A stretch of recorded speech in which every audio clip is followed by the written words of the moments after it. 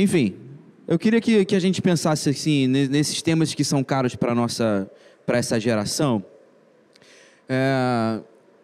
E eu queria que vocês dessem uma breve palavra assim. Qual é o papel da igreja nisso? Essa é a pergunta simples. Como é que a gente pode responder os anseios que essa geração tem? Novaes? Você sempre começa comigo? É o mais sábio. Você dá o parâmetro. É o mais sábio. Você dá a régua. Todo mundo tem tempo de pensar, eu não tenho tempo de pensar. Eu já começa, não vai. Eu vou brincar, que ele está pensando há mais tempo. Olha, eu acho que o papel da igreja... Eu vou voltar a uma questão ali que eu acho que tem muito a ver com isso que eu estou falando. Eu acho que a igreja está devendo um debate muito sério, honesto, amplo, intercambial, interdisciplinar, sobre muito tema. Talvez sobre a maioria dos grandes temas contemporâneos. E acho mais, eu acho que a igreja inclusive está devendo um debate sobre a melhor maneira de interpretar a Bíblia. Nós ainda não sabemos como interpretar a Bíblia. A nossa interpretação bíblica, ela é extremamente interesseira. Eu leio a Bíblia com os olhos da denominação em que eu fui criado. Ou eu leio a Bíblia com os olhos da comunidade em que eu fui criado. E a Bíblia não foi escrita fora do contexto em que ela foi escrita. A Bíblia foi escrita por pessoas que viviam num contexto, estavam submetidas a pressões do seu tempo, a condições do seu tempo. A Bíblia não foi ditada por Deus. O conceito de inspiração não tem nada a ver com a pessoa encarnar o Espírito, isso é psicografia, não tem a ver com inspiração. Ninguém escreveu a Bíblia em transe, ninguém escreveu a Bíblia fora do seu contexto histórico, ninguém escreveu a Bíblia fora das pressões do contexto de pensamento da sua época. Então, uma coisa que nós estamos devendo muito é interpretar a Bíblia com honestidade. É olharmos para um texto bíblico e dizermos, primeiro, o que o autor aqui realmente estava querendo dizer. E depois de compreender o que o autor realmente estava querendo dizer, a gente fazer a aplicação para aquilo que nós estamos vivendo hoje. Então, nesse sentido, se a igreja hoje, imaginem, se a igreja hoje está... Eu digo isso a vocês porque eu às vezes sento para ouvir um pregador e fico horrorizado que o cara faz a leitura de um texto bíblico e fala sobre um troço que não tem nada a ver com o texto bíblico. Não entendeu absolutamente nada do que o cara escreveu há 2000 anos atrás ou 2.500 anos atrás, se a gente levar em consideração o Antigo Testamento, que foi fechado em termos finais há 2.500 anos atrás. Então é uma coisa que a gente tem que começar a trabalhar com honestidade, é a interpretação dos textos bíblicos. Ora, se a gente que diz que ama a Bíblia, porque no meu entender, muita gente ama a Bíblia como o marido que diz que ama a esposa e bate no porrete. O povo que diz que ama a Bíblia é o que mais baixa o porrete na Bíblia. Que não respeita texto original, que não respeita ideia original, que não respeita contexto original, bota um monte de ideia da sua cabeçola dentro do texto bíblico, não respeita nada e está dizendo que está interpretando a Bíblia. Então, se nós hoje estamos devendo, como igreja, uma visão honesta sobre o que é interpretar a Bíblia, estamos também, como igreja, devendo uma discussão honesta sobre vários textos. A gente não discute esses textos aqui, não discute esses temas aqui biblicamente e honestamente. Isso eu acho que a igreja está devendo. Essa é a minha opinião. Bem, Bom,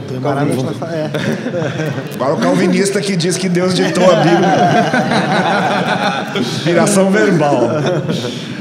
é difícil dar sequência ao que o Novaes falou. Exatamente. Né? Mas vou tentar fazer uma outra coisa que eu acho que a igreja está devendo. A igreja tem que ouvir mais. Eu acho que a gente é muito resistente a ouvir. Então, toda vez que alguém vem falar sobre esses assuntos nas igrejas, como a gente está muito fechado nessa visão denominacional ou nessa tradição em que a gente foi criado, a gente não para ouvir. E acho que daí é importante a igreja resgatar a sua atuação profética. Como que eu entendo a atuação profética? A igreja ouve a palavra de Deus, interpreta, discerne, mas ela também ouve o mundo, interpreta e discerne, e ela junta os dois. É isso que o profeta faz no Antigo Testamento.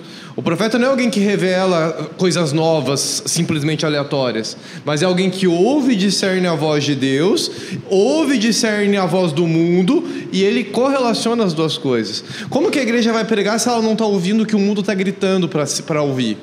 Aí a mensagem não faz sentido. Eu bato muito isso com os nossos alunos lá na FAMAPAR, em teologia sistemática. Não adianta aprender a doutrinar. Jesus é 100% Deus, 100% homem. Lindo, maravilhoso. Isso aí vai servir para quê? Isso aí vai ser resposta ao quê? Não estou dizendo que isso não é importante, é uma doutrina muito importante. Mas faz sentido para quem está sofrendo as questões deste mundo, essa doutrina da cristologia? Eu acho que faz. Mas como que eu transmito isso? Eu preciso ouvir o clamor da comunidade em que eu estou, preciso ouvir o clamor das pessoas. E elas vão vir gritando coisas horríveis, mas eu tenho que ouvir, eu tenho que ter a sensibilidade de ouvir, discernir, chorar junto, clamar junto, e aí pegar a palavra de Deus discernida, interpretada, bem lida, bem interpretada, e trazer a mensagem de consolo, de esperança, de exortação, que às vezes precisará também. Mas ouvir, eu acho que ouvir também é algo que a igreja tem que aprender a fazer para responder essas indagações. Permanecendo no mesmo raciocínio, tanto do pastor Carlos Novaes quanto do Lucas, a gente, historicamente, analisando, tem dois melhores que história da igreja aqui do que eu vou usar falar sobre esse assunto aqui agora. A gente percebe que a igreja, ela sempre teve uma opinião muito clara e ela formou culturas, ela formou gerações, ela esteve no poder na história em determinados momentos. E a gente percebe de umas décadas para cá, né, a igreja se omitindo a esses temas, né, se fechando em si mesma, o foco do sermão muito mais voltado para dentro do que para fora, e naturalmente nós precisamos resgatar muitas vezes literaturas, e pessoas voltaram a escrever sobre a missão da igreja, algo que nunca houve uma dúvida de qual é a missão da igreja. Existimos por quê?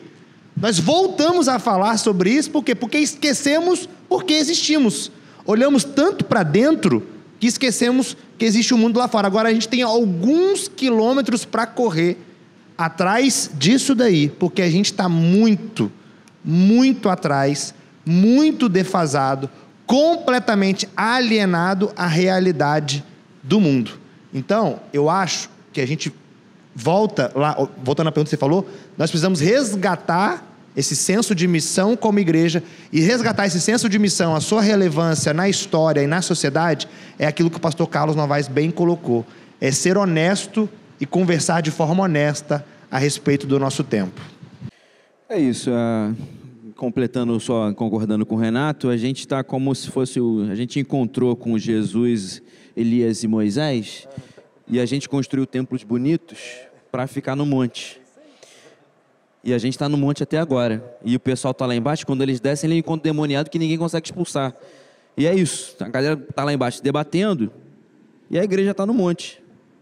E a gente está no ar-condicionado, mas a ideia de estarmos aqui no ar-condicionado hoje é que você saia aqui com mais questionamentos do que com respostas, que você realmente entenda que você precisa pensar. A proposta de conversar aqui é que você tenha ainda mais indagações. Essa é a grande verdade. Eu sei que você não vai sair com grandes convicções daqui. A gente bateu o papo e jogou assuntos para o ar. Agora, você viu que tem que correr atrás, que você tem que pensar, senão você vai ser pensado. Você vai reproduzir o que alguém pensou. Você vai entrar numa igreja de parede preta porque alguém planejou essa parede preta. Não é à toa. Você vai escolher lá uma igreja X porque alguém planejou isso para você. Mas eu queria convidar você a pensar. Eu acho que esse é o principal. pense e converse, pense e converse. É uma rotina que precisa ser nossa, assim, precisa ser da igreja. A igreja precisa ser esse movimento de pensamento e conversa, pensamento e conversa, pensamento e conversa. Porque a gente consegue entender o que as pessoas estão falando, ouvir o que elas estão falando, pensar no que elas estão falando e tentar também, de alguma forma, auxiliar com as respostas. A proposta do Link Talks é essa, que a gente converse. A gente também, eu e o pastor Novaes, temos um podcast que a gente tem tentado aí nutrir essas conversas, falar sobre coisas que estão acontecendo na igreja, que estão acontecendo aqui por perto, com essa mesma vertente de abrir diálogo, de começar a entender como é que a cabeça das pessoas está funcionando. E o meu convite para você é esse, cara. Converse, fale aí, converse com o povo aí. Obrigado, pessoal, pela presença. Aplauso aqui para os nossos convidados. Deus abençoe vocês.